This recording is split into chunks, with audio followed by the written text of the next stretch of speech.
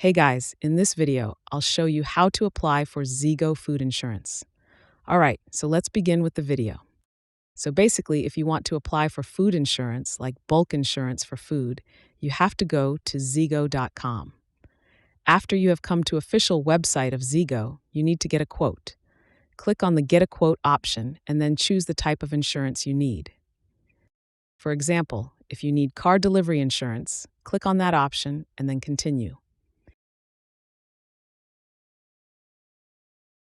Here, simply click on I agree, and on this page, you have to select your work provider. I will select Uber Eats right here and hit continue.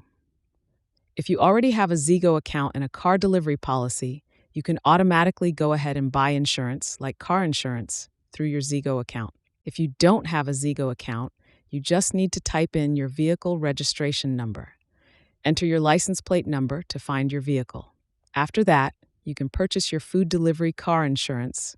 Zego will use provided details to generate a personalized insurance code, and this code will be based on factors like your delivery region, vehicle type, and expected delivery region. And Zego offers flexible insurance options, including pay-as-you-go and 30-day policies.